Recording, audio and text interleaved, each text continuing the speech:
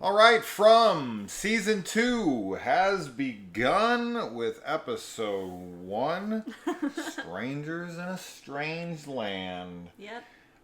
We covered most of this show last year, but no one was watching, and I don't know what happened. I don't But know either. we lost sight We of it in the last stopped. couple episodes. Yeah. But that ain't happening this year, so we sticking with this one. Sticking I with it. love this show.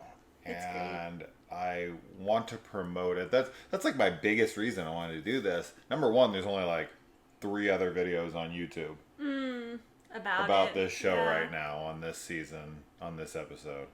And I'm just like, okay, no. We got to talk about it. This show's too cool. And It's super cool. I think one of the biggest reasons is because it's like on a streaming service that like nobody has and nobody cares about. Right? It was on I think it was on Epix. Or was that Epix last year or something like Star? Is that a that? streaming No. service? Yes, it's a streaming service. That's not what it was. It might have been I Epix. think it was Epix. And then weird. this year it's now MGM. Which you can get on like Amazon if you have Prime. You can get it for like a few bucks a month, which is what we have now for this show. But for me, the extra like few bucks a month for this is worth it. Yeah. For this show. Like I would pay like $5 a month for this show personally, and then cancel it once the show's over because I don't know anything else on the show, on the platform. But let's get into it. So if for some reason you haven't seen the first season, you can watch the entire first season right now on MGM, and then watch this episode and come on back and join us. Okay, so now we'll just jump into this episode, and if anything, if the past season jumps out to us as needing to mention here, we'll talk about it. We're not going to give a recap or anything. You can go find that. So the episode starts. I took notes, but they're on my phone, which I'm recording on, so I'm just going to have to wing it here. We start with Boyd, and he is stuck in this chimney thing. It's Yeah. like a well or chimney, or I don't know what the hell this pit is that he's in. It seems like it's a chimney, but Yeah, I mean that's what it it's what it that's looks its like. design, but right? Yeah, I think but it's not a chimney. it's not a chimney. Yeah, I don't know. It's the weird. hole. It's really weird. Yeah. it's where people get thrown down if they're bad. So he's down there. He's having some visions, and he's not the only one that's having visions this episode. But he hears a voice calling from above. And we're waiting the whole episode to figure out who this is. And when we finally get up there, end of the episode, it's Jafar from Aladdin. Basically, Pretending. that's what he looked like. Yeah, he's looking for the diamond in the rough. Yes. I guess that Boyd is the diamond in the rough. And he's going to take him to the Cave of Wonders. I mean, he's already kind of in the Cave of Wonders. Right now, or actually, his wife's in the Cave of Wonders. Or not his Not wife. his I'm wife, sorry, but the other wife. the wife. The wife. Yeah, we were calling Yeah. her the wife in the show. Not his wife. But His wife the is dead. His wife is dead. He shot her to death. Yeah. I was like, what? The Cave of Wonders as in a grave? And I feel like everybody's trapped in this episode. At some point or that's another. true, actually. Obviously, the whole show, they're all trapped. Yeah, but people are everyone like, is- they can't get out of the places Yeah. that they're in. That's true. Yeah, the guy, I don't know who that is at all. I was very curious, like instantly when we saw him, just because he's like starving. He kind of looks like somebody wearing old makeup. Right, like we're going to see So, flashbacks. yeah, of I'm him, wondering yeah. if he's a younger person that we already have met or will be meeting, or what's up with that. Like time travel? Maybe. I mean, I thought when he was climbing up, when Boyd was climbing up, I thought it was going to be himself but older up there. Mm-hmm. That's what I initially thought, and of course that's not the case. So I don't know who he is, but Jafar is a good guess. He sounded like Victor, is what he sounded sound like. like Victor, I was like, is that yeah. Victor up there? And I tried to look at his face through the makeup and through the prosthetics and everything to see if, maybe it's an actor that we're familiar with from the show. to give us some kind of guess as to like, oh, well, that's this guy. Right. But I didn't recognize him. Now, okay. To break that scene down a bit, he's been chained to the wall. Now, first question, of course, comes to mind here. How the hell did he throw him a rope? Yes, that I don't have an answer for. Because it looks like his hands are chained like this. Yes. So I don't know how he could have... He's like, hold on. And unless there's like a rope right here next to him. And he has one throw, and if he misses it, it's screwed. Unless he wasn't tied up. Well, I mean... And like he threw it and then like somehow tied himself up. So it's chained himself up. It's one of two things, right? It's either A, like... I don't want to... A plot hole. I guess it is a plot hole, right? Because it's unexplainable. So it's either A plot hole... that is just going to be hand waved away as it's TV. Yeah. Right? It's a movie. Get over it. Or it's a hint to this dude ain't actually chained up. Right. Right? Like, how could he have possibly thrown him the rope when his hands are up like this? Unless there was a rope next to him. And that would be even really difficult. To be able to toss it and to get it all the way in, for it to go all the way down to him, you'd have to get a perfect toss. Yeah, I don't think... Right?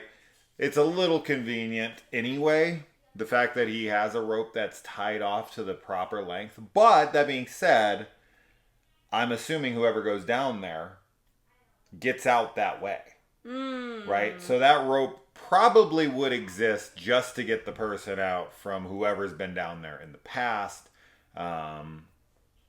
Prisoners of the past. But how he reached that rope and threw it is beyond me. I have no clue. That's, to me, pretty much either a plot hole or a hint. Right. That he's not actually chained there. Or maybe someone else was in the room we didn't see and he threw it. But he did specifically, it was him, and he's like, hold on. And supposedly he threw it. But okay, moving on from that, I think it's probably going to just remain a plot hole mystery, like, because it was literally the first thing I thought. I was like, wait a minute, how are his hands up here? Doesn't matter. Moving on. It does matter, but who cares? We can't figure it out. So that's basically, Boyd's, I want to keep wanting to call him Harold because that's the actor's real name. Oh. That's basically all Boyd does in this. He has a flashback, and he's down there and he gets himself out. Now, who this guy could be... okay, who's feeding him? Right? Like, so in town, food just kind of appears. Right? So, is something, like, feeding him? Is something coming down there? Is he one of those creatures that's been tied up and he can stay down there indefinitely because he's a monster and he can go years without eating and just looks emaciated but will never die? That was my first thought, is like he's one of the monsters. I could definitely see that. That's a possibility, I think. Like, because I mean, it's either he is one of the monsters or maybe he's like going to become one of them. I also thought about that when he was like, I need you to kill me. Like, aside from the fact that he's just like suffering and starving up there, like I would think he would want to be freed before he would want death, unless, there's something like a reason that he would, want death instead of freedom. Yeah, I mean, the next episode isn't going to start with Boyd just like breaking his neck. No, right? Like, no, he's going to be talking to him and we're going to figure out who he is for sure. But yeah. Oh, no time soon. No, I think it's going to be drawn out. Probably like end of the season. Yeah, I mean, why does he want him to kill him? Because he's seen things, or like, he's just at the end of his ropes, right? Like, he's done. Yeah. That's or what? Or I don't know. Or it's a trick. Yeah. Because also, if he was a creature, he wouldn't want him to kill him. He would want him to release him so that he could eat him. I wonder if he's the other guy in the picture. Oh, maybe. Right. The guy that's holding the notebook. The notebook. That's possible, actually. That would make sense, too. Just a lot of focus on that notebook. Yeah. He's like, if you look at how old Victor is now compared to when he was a kid, and how old this guy is compared to the age he is in the photo, the ages would make sense. Yeah. So how he's still alive, you know, I'm voting he's the guy in the picture, and he was seeing visions, right? Because in that notebook, we got the symbol that Jade. I keep having to remind. We just got back to this show, and it hasn't been on for over a year, so I'm like having to remind myself of everyone's names. Which I didn't have to do with Yellow Jackets at all for some reason. Their names completely stuck, but this show's names. I'm terrible with names, but for some reason, Yellow Jackets' names just... I didn't forget a single one of them. I don't know why that is. I don't struggle with the names in that show in the slightest. Yeah. I don't know either. Yeah, I think that's a good guess, though, that he's the man in the picture with the journal. Yeah, I'm gonna go with that, too. I think he had visions, right? Like the kids said, there's good symbols and bad symbols. Yeah. And whatever the hell that means, I don't know. But regardless, I think that he's being given visions, right? Like almost like Lost. I know this is Jack Bender and he directed this episode. But towards I think it is in the last season, you have kind of like the gods of the island who are like the good and the bad, you know, the Jack Locke versus whoever the hell. There is this kind of like good force that's like trying to help them. Yes. Right? Yeah. And I would think that's what's going on here. Like the symbol is pointing them towards a doorway that has that symbol on it, or something that has that symbol on it that's pointing them towards the exit or the answers.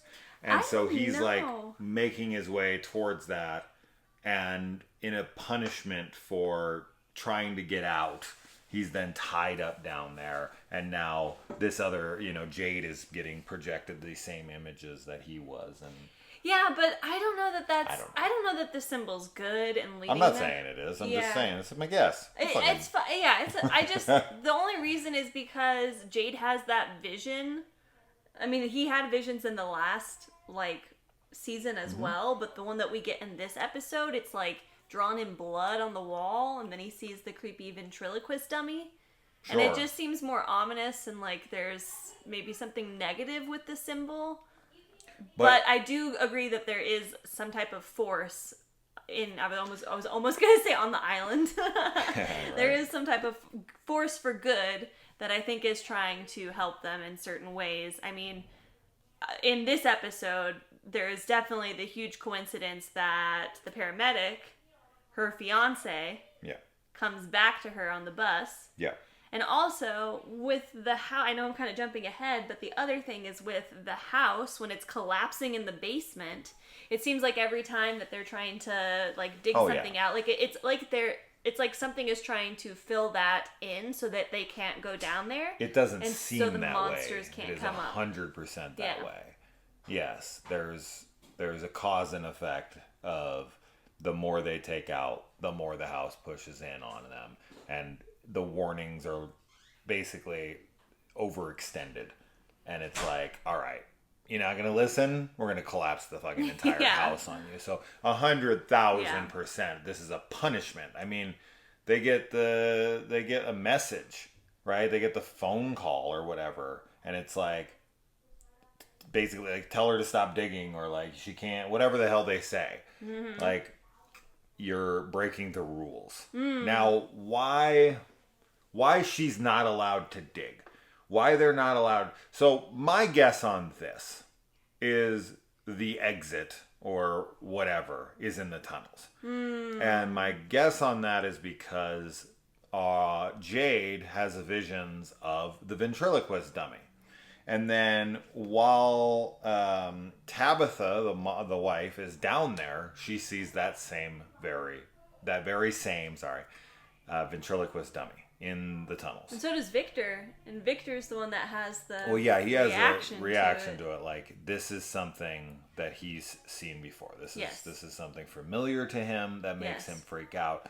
Which makes me wonder if there is some attachment to that guy that's chained up. But regardless, I just think he's seeing this ventriloquist dummy in his vision. Then we see that same exact ventriloquist dummy that is physically actually there. His vision, it isn't there. It's just showing him that very specifically. Mm-hmm. I think she's going to come back to town. They're going to tell him about the tunnels, and she's going to be like, yeah, there was all this weird shit down there. I saw television, and I saw luggage, and I saw ventriloquist dummies. And be like, ventriloquist dummy, explain it to me. Right? And then she's going to make the connection or some shit. I don't know. But, that's going to lead him to be like, that's important. Mm. And then they're going to have to eventually, maybe towards the end of the season, they're going to gather up a crew to go brave the dangers of the tunnels during the day. Oh my gosh. So that they can try to see what's down there. Because, what is the stuff in there? I have my theories. What do you think? I kind of thought that, maybe it was, I had two thoughts. One was that it was belongings, the people that they kill and are impersonating after or whatever.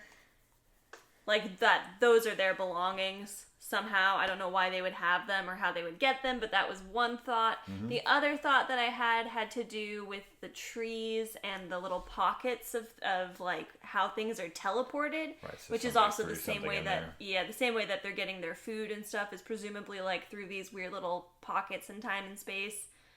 So those are the two thoughts I had, but those tunnels are scary. Yeah, the monsters are very scary this season. Before they just look like crazy people. Which was still really scary. These look like full-on ghouls. Yeah. So really great creature design down there. I'd like to watch this again in the dark so that we can see, because we were watching in the daytime and the light was shining in. It was hard to see. It was so hard. What we did see looked good. So my personal thought is that these are items that they can't possibly have. This is going to be revealed by Tabitha to be like, how could they possibly have this? This doesn't make any sense. I think what she finds is her wedding dress. Yeah. And I think it's very specific to her. She looks at it like she knows what it is. She kind of keeps it to herself for the moment, but she's going to reveal that was her wedding dress or her mom's wedding dress or something very important to her. Mm-hmm. And that she's going to be like, it burned up in a house fire or, I sold it or something. I don't even have it anymore. Maybe you brought it with you and they took it from the car and brought it down there. No. It got destroyed. Mm. It shouldn't even exist anymore. And maybe, did she take it with her? Did she have it? Because if she brings it out and is like, I have my name on the tag or some shit, to prove that 100% it is hers. I don't remember if she had it I don't remember. It's possible. It's totally possible, but I just don't have any memory of it. I'm going with this as a personal belonging. Okay. Right, of hers. And I think the other stuff down there is other, personal belongings of the current survivors. Now, why there's some old ass television down there, I think that kind of throws your theory off a little of somebody throwing something through the tree portal and it smashing to the ground. That television should be busted and broken and the screen is totally intact. Yeah, you're right. So, I don't know how the portal works exactly. Freaking not Harold, Boyd. He just ends up in the chimney tunnel or well, whatever, yes, right? He doesn't fall. With Victor, when he's showing, what's the boy's name? When he's showing him how it works last season, and he takes the rock. Ethan. When he's showing Ethan how it works, and the rock falls from the sky, that obviously. That's plot convenience. Would smash. He says he literally has no idea where it's gonna go, and it falls in front of them. Yes, but I just mean that we don't know where they are. So you're right. Like, it could have totally smashed it. I don't know. Why would someone put a TV through it? I wasn't thinking that they were putting them in the, like, trees. Yeah. I was thinking that there were other areas, like, out in the world. Kind of like when you have, like, a sock that goes missing, although I don't know anybody that loses their television. That TV is from, like, the 60s. Yeah. I was just thinking that maybe they're, like, grabbing, like, they're somehow bringing stuff from other, like times and places and bringing it there. As I said, I don't think they're personal belongings of, like, this is why I'm saying maybe this is her, like, her mother's wedding dress or her grandmother's wedding dress, and it was, like, passed down through the generations and whatever, and, like, you know, these are going to be personal items that when people go down there, that's going to be, like, something of, like, their family lineage that's, like, this shouldn't be here. This doesn't exist. Like, this is the TV set that my grandfather had in his house. Yeah. Right? Like, why is this stuff here? How does this connect us? Right? Which would kind of point towards, like, an afterlife. Right? Where you have, like, relics of the past that came along with you to remind you of it's like a limbo where you have memories of family members that have passed or something. Like, that connects you and tethers you to your memories in the world that you came from, right? I don't know, but that's what I'm going with for now. Now, is that girl that's down there before any of the monsters wake up? There's a girl behind a cage. I have to wonder if this is a monster too, or if this is another prisoner, like the guy who's handcuffed to the wall. Yeah, I mean, to prove that she's like a prisoner, she obviously doesn't look like the other monsters. Like, the other monsters, like, they look, you know, I guess they have to, like, wake up more and, like, assume their, like, faces and stuff because they all look, like, leathery and, like, weird, you know? Maybe in order to take on these people's personas and their faces, they have to touch objects that are connected to people to be able to take on their appearances. I really like that idea. I really like that. That could be something that's, like, you know, important, or like something that's just connected to somebody. Yeah. By touching it, they can take on their appearance. I like that. I like that theory. Yeah. Huh. Okay. That would explain all those, like, random objects down there. Yeah. That's cool. Yeah. Huh. It's like a freaking polyjuice potion of kind of, right? Yeah, and so, okay. Yeah. Okay. We'll go with that. Yeah, it's a good theory. Yeah. We're doing good this week. Usually we're shit on this show. We're just like, what is happening? Yeah. I mean, there's definitely lots of questions. Okay, so moving on from that, we have, Victor and Tabitha, they escape the tunnels and they run off. So that's that. And I think that's everything down there worth mentioning. Monsters are scary. We covered the objects down there, the tunnels having to come back. Maybe there's an exit. I mean, we talked about a lot of things down there. So moving on. So then now we have, the Jade stuff. He's trying to figure out what the symbol is. He's up in the room. The kid tells him maybe it's a bad symbol, and he has the vision. I think we already kind of covered everything there. I think so too. So I guess the next we can move on two from big there. Things. So then we can talk about the bus. Yeah. Right. So the bus pulls into town, which we got at the I think it's like the literal last thing. Well, no, I think Boyd in the chimney thing may be the last thing, but it's like one of the last things. I don't remember exactly what's the very last thing, but it's one of the very last things.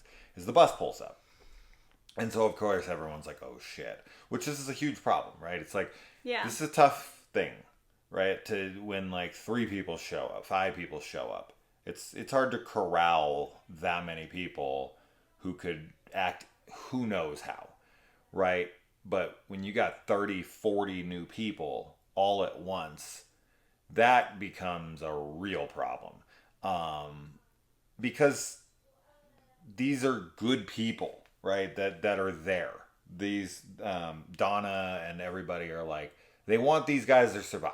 Otherwise, they would just be like, fucking let them sit out there Yeah. and get killed. They always right? try to talk to the newcomers and they want them to live. Sure.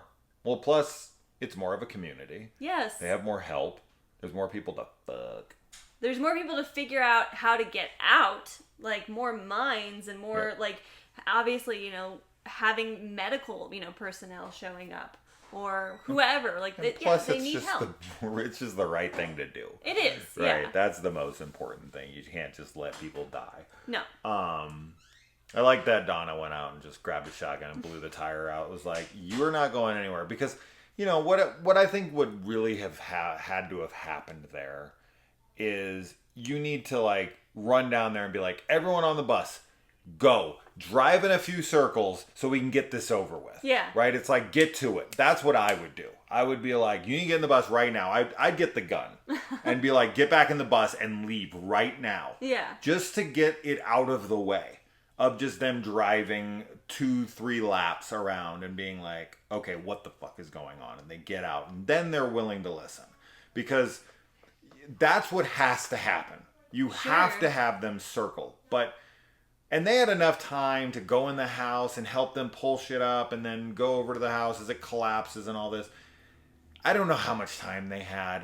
I'm going to say 30 minutes to an hour. I mean, the sun seemed like it was probably going down. Yeah. Within. So would it be enough time to circle once? And if they circled once, would that be enough? Probably not. They'd need to circle probably 3 times before they were like, okay, we tried every way. I don't know. How many times do you think people would need to circle before they finally were like, okay, this is legit? I think it depends on the person because some people would have a harder time like wrapping their head around something like that. I think the chick dancing in the rain would accept it immediately. I think so too. I feel like she seems open. She was so crazy, but also seems so sweet, and I'm like really worried she's gonna die. Oh yeah, she's like getting set up to be this like she's cannon fodder for sure. No. But yeah, it's just a tough situation. Like you were saying when we were watching it, you know, like having everybody in town or everybody in the community like come down to tell them like, hey, this is what's going on. Like that definitely helps if you have a ton of people telling you the same thing. Yeah. But it still would be like such an impossible situation that you would need the proof of driving and looping a few times. But I don't know how many times that is, and obviously there's a timeline, or a deadline with the sun setting. Like they can't afford, if they want to keep the people alive, like they just need to get them inside so that they can talk to them, and then they could go in the morning maybe and do the looping. But obviously people are impatient and yeah. I mean, I think once the monsters come in the night, right, and they're at the doors, they're going to be like, okay, something's up here, right? But I think they're just going to think, because they're just people, that's the way they appear. And they also are like people that they would have known or something. Like they try to entice you to open up and let them in. Yeah. So the worry with having the new people is that somebody's going to like let them in. Yeah. I mean, they like literally last season we had a guy who was there for so long, and he still let them in. Yeah, I do have to wonder because when it comes to the bus, we got a couple things going on here. Of course, number one, we got the guy who has the vision that they shouldn't be there. He passes out, throws up on the guy, has a seizure.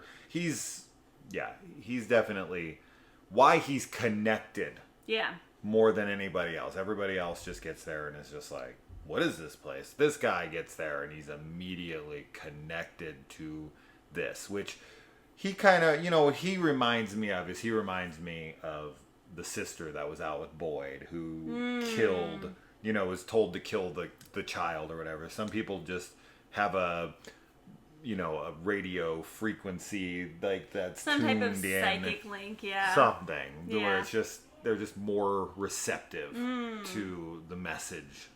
But I think it's also maybe the people who are the things, the entities, or whatever the fuck, the powers that be that are sending the symbol to Jade are the same ones that are like sending out this frequency to this guy as well. Like, get out of here, which seems kind of pointless because once you're in, Because he's like, we gotta go. I Go know. where? It's like, If you had a real vision, you'd Yeah. know you're already in too deep, okay? Well, and maybe he just knows that it's a bad place. Sure. But not that you actually he's get just freaking trapped out. in there. Yeah, like maybe there's some, intuition that there's monsters or whatever. But, yeah. He's definitely an interesting character, and I'm very curious to learn more about him in the episodes to come. Yeah. So then also, of course, we have the... oh, shit. What happened? There it is. Christy, the paramedic. Yeah. Her fiance? Yes. Partner? Fiance. They were engaged. Okay, yeah, that's what I thought. Or are engaged. She shows up, right? Kenny, of course, is shit out of luck now, I guess. Poor Kenny. R.I.P. R.I.P. Yeah. R.I.P. that relationship. Yeah, yeah. Well, no, I mean, you said it. You bastards. You killed Kenny. Oh. No, this is just going to introduce some more drama because... yeah, it's the love triangle now. Yeah, it is a love triangle. She cares about him. Sure. You know? So it's not like that's going to totally turn off overnight, but, having your fiance, the person that you were going to spend the rest of your life with, show up, there's a lot of mixed emotions with that. So, okay. The odds that she ends up in that town are 0. I mean, something drew her. 0.01%, Yeah. right? So, like, did the entire bus get brought there because of Christy's fiance? And if so, they all got some raw-ass deal being on the bus with her. If that's all that happened there was just to bring her specifically, that sucks for everyone else on board. I don't think that's the case. Yeah. I think that there's other factors that are drawing it in because the guy that's having the vision and the seizures, there's something with him in that town. Like there's a connection. Sure. And maybe some of the other people will learn there's also a connection. But I think it's at least those two, so it's not just her fiance. So, I have suspicions.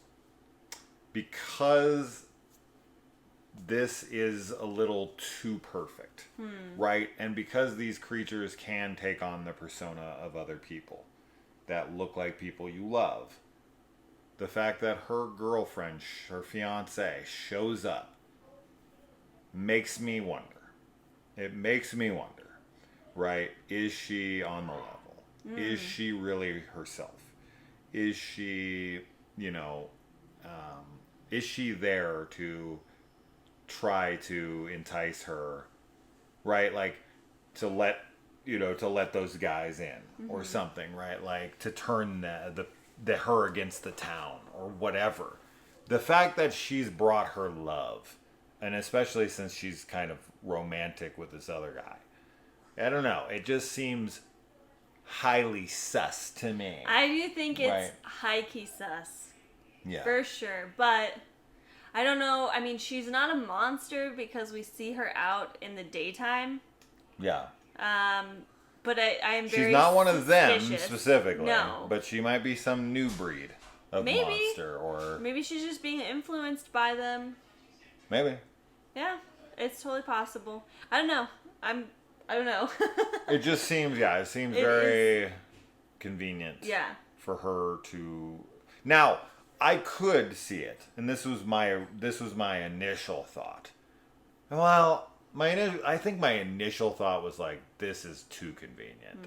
Something's up with her. But then I think right after that, I was like, well, to play devil's advocate against myself, I was like, well, maybe she's been spending her years looking for her. And so she's taken buses here and there, going to all the last places she was seen. Yeah, right? maybe. And she came across that path. Now, I know the path isn't always in the same location, right? People came from all different directions and ended up there. So, but that being said, I think her out looking for her and having that, like, almost like The Secret, where you're like, pushed towards your desire, and like she held this desire strong enough that it like opened up the portal. It's like the room of requirement. Maybe, right? yeah, maybe Where she just she wants her girl back so bad. Yeah. She basically wishes the route into existence for them to take. That's, yeah. I mean, if that's the case, then it's all her fault. Yes. So I don't. Yeah.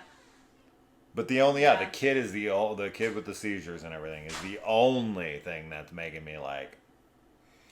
Yeah, he seems like he was drawn there too. Right. Right. So I don't know. Now, why did Victor's freak out over that specific whatever he saw down in the tunnels? The ventriloquist dummy, maybe. We didn't really talk about that, but maybe it was his. Right? Well, maybe that was the thought I had. When he was a kid. Mm-hmm. That was his ventriloquist, or maybe it was his dad's, and the guy in the picture is his dad, and the guy that's hanging on the wall is his dad. Yeah, totally possible. Yeah. Mm-hmm. He knows how to throw his voice, so he's gonna be like, when a stranger calls back, he's gonna be talking to freaking Boyd down there, and he's gonna be like, and he's gonna be like, what? For no reason. For no reason. just for fun. So yeah, real quick, something I always have to call out because it's total nonsense. When a house falls on top of you, like, there's going to be injuries, right? Like, even if they get the house parts off of them, like, if you're pinned there, if you can't move, there's like solid support beams and shit that are on top of you. Like, there's internal bleeding, right? Like, you have serious injury, you have breaks, you have serious injuries going on under that rubble. They'll just get it. This happens in so many films. This is always so laughable to me. Like, a concrete slab will fall on someone, and then people come over with like a pipe, and they'll pull it and they'll push it up, and the guy slides out, and he's fine. He just runs away, and I'm like, there's bro, damage. what was pinning you? Right. It had to have fallen on a part of your body. Yes. And this is a 1,000-pound thing. Yeah. It crushed whatever part of you it landed on. Could you at least have a broken ankle? Could you have something wrong with you? Because when something like that falls on top of you, it happens in everything. It happened in freaking Batman Begins, right? This huge freaking thing falls on Bruce Wayne as his house is burning down. And he's like, what's the point of all those push-ups if you can't even lift a log or whatever? And he's like, yeah, and he pushes it off and he's fine. And I'm like, bro, I get it, you're Batman, but that thing weighed 1,000 pounds and fell on top of you. You are broken ribs, internal bleeding. Yeah. Come on. This is such movie nonsense. Yeah. So 4 people were in that house. So here's my guess, and I told this to Kaylee while we were watching it. So the dad, Jim, he's left and he's left there with the other guy, the bartender or whatever. Yes. He's in there with him, right? So they know the sitch, right? But the other guy that's in there don't know it, and he's out cold. Yeah. So they're like, okay, as long as we're quiet through the night, we're good, right? So they're going to be quiet, but when that dude wakes up, oh my God, and he starts screaming out, and he's scared, and he is confused, and he took a blow to the head too, he's probably concussed, he's going to wake up, and he's going to be like, what the hell is going on? There's going to be monsters trying to get at him. They're going to be screaming at him like, shut up. Yes. Like, you can't talk. Like, we'll explain it later. And he's like, I'm injured and I'm bleeding. And like, there's no way. He's going to wake up and he's going to blow their cover. And the monsters are going to come for them because this dude is freaking out as literally anybody would. Yeah, I think that prediction is 100% accurate because, as you said, that's how he's going to react. They haven't told him anything. He doesn't know what's happening. Nope. And because he was in the house before anybody said anything. Yes. So he literally is going to wake up with a blank slate. Yes. And you're right. He's going to be injured or something. So there's going to be an urgency. And also, even if he isn't injured, just being trapped under rubble. He's going to be freaking out. Everybody would be. I guess one way they could maybe get out of that is if he's the only one making noise. Yeah, they're going to kill him. Then they're going to find him and kill him. They're going to have to listen to it. And they're going to stay quiet because they're not going to want to give away their position. The sun's going to come up last minute as they're trying to get in on them. Yeah. Right? And then they're going to run away, and that guy's body is just going to be torn apart in there. That's exactly what's going to happen. Yeah. I will be shocked otherwise if that's not what happens because that is so what they're setting up. And that's what's going to add to the drama in the next episode. Sure. Everyone's going to be like, how did he get killed? Why is he ripped apart? Sure, it's going to prove to them, too, because monsters. They're in the bar, or the diner that's right next door, so they're going to be watching it. Yeah. They're going to be watching it, and their monsters are going to come, and this guy's going to be screaming out. Yeah. And they're not going to be able to say anything, because they're going to be like, can't say Like, right? gotta be At quiet. first, they're gonna be like, "Dude, you can't like," Yes. and he's gonna be like, "Fuck that! Yeah, 100%. Are you kidding me? 100%. Get me out of here!" Yes. Yeah, 100%. This is what's gonna happen. This is 100%. This is a prediction that I'm 1,000% positive on. I'm not 100% about any other thing we said, but this one I'm 100% on. So I think that's pretty much it. I think so too. It's a great show. Yeah. It's got such a cool like horror I like element that one and more thing. gimmick, and we started watching this, like last year, right around when Yellow Jackets also was airing. And I think when we were talking about it, we were like, oh, we like Yellow Jackets more. But honestly, I think they're both pretty even. Like, I really like this show. Yeah. I like the setup for everything. And I think the acting's really great. I'm really invested in all the characters. Like, even though, like you, I didn't really remember the names. Like, I still remembered the characters. So when we came back to them in this first episode, like Donna, I love Donna. Donna's great. I really care about all of them. And I think it's a cool show. I have to say that this show's more my style, right? So this might be my preferred of the two shows, just because I love this kind of shit. Yes, me too. Paradoxical, trapped in a location, can't get out, heavy mystery, that kind of shit. I'm just especially with like the horror. Yes. Right? Yeah. Not just like Lost, where it's more science fiction or fantasy or whatever. This is like straight horror. Yeah. These things are scary. And this is a very scary situation. So, my last, just quick, it's not even a prediction, just a throwaway thought. I think that Boyd might be in like the basement of the lighthouse. Oh, yeah. Yeah, I think he's in the lighthouse. Yeah.